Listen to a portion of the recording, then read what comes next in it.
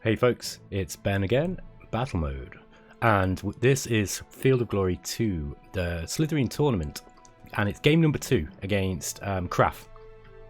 So, in the other game, I'm about 7 turns in, something like this. So we're about halfway through the game, I guess, or maybe about a third of the way through the game, but I didn't actually realise that the way that the tournament works is you play both games at the same time. So there's 2 games I've got against Kraff. And we take it in turns to play each side. So in the other game I'm playing as the Lydians or the Lydians, and in this game I'm playing as the Persians, as the Achaemenid Persians. So yeah, I've decided to go kind of a different tactic to what Kraff was using. Kraff had his footmen, these archer footmen, kind of lined up here, and he was using this as a kind of, what's the word? He was using this as his center almost, and then he rapidly redeployed his troops over to this side. I'm going to do something slightly different because I'm not sure how well that's going to work out for him. I mean, he's actually doing okay, but it's too early in the game in the other game to see what's going on and who's winning really. But he definitely had me out of place. I'm not going to do that. I've actually split my infantry into two groups. I've got one that's kind of in the center, and I've got another group, a strong group on the right to take advantage of this natural screen on our right flank. I've got a sub-general here who's going to be commanding this main group here. I don't have any generals in the front line here. Then we've got our commander-in-chief in the center, and I'm going to keep him in the center.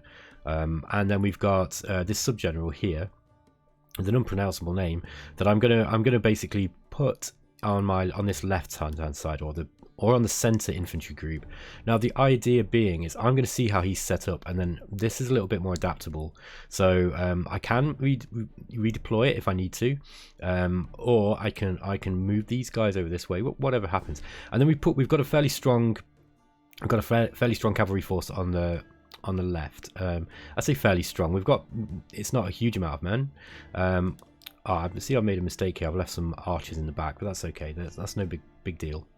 So yeah, we can basically take advantage of all this open ground here with these horse archers and the nomad light horse archers, and then we've got a couple of armored cavalry in case we need any muscle up that way, and the cavalry are here too, because I expect he'll probably put his cavalry on this side. There's too much in the way of rough ground here on this side for it to be an effective use of a cavalry to go around this flank. So I'm kind of anticipating him putting most of his cavalry in the center or on this side. Okay, so that's the setup, guys, and I'm going to end the turn, which will start the game. In fact, hold on a minute, I don't want to do that. I think I can still move. Yeah, let's bring these eastern archers up. So we've got some archers up at the front too.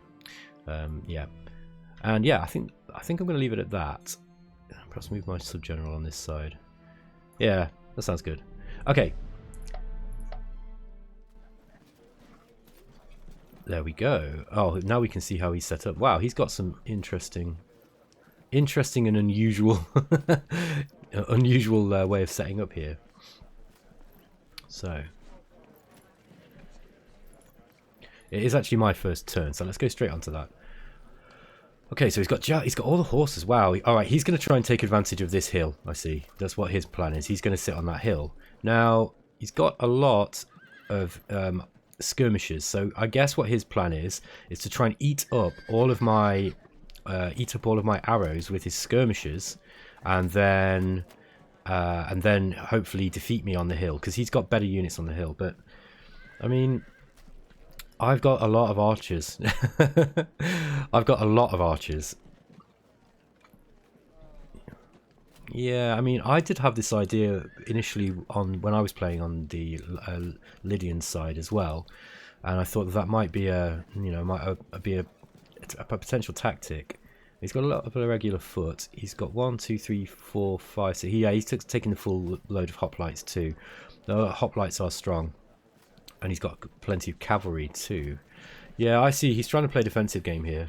I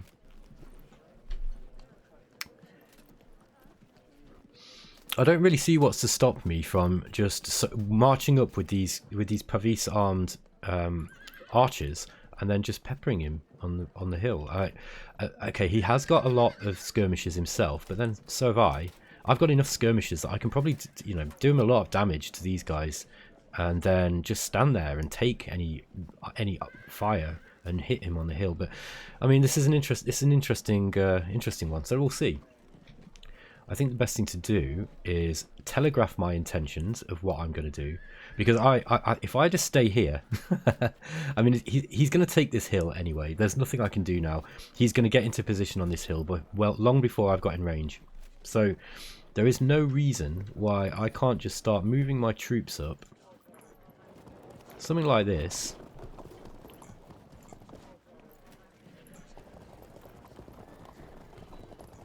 And just show that I intend to, I'm not moving. I'll let him take the hill, that's fine.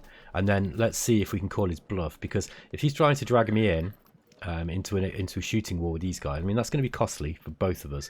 But I think I'm going to win that game. These guys have got shields. These big shields that are designed for this job. They are designed to go toe to toe with these archers, I think. And I'm no expert on the historical period. In fact, I know almost nothing about it. I can just tell from the size of those shields and the fact they've got bows. That's just what they're for. So let's move these. Let's move these up. Did I want to do that? No, I didn't want to move all of them. So let's. Okay, we can't. We've revealed people, so that's fine. No problem. So let's just move those guys up, and we've got these irregular foot. Already moved. Let's move this sub-general up.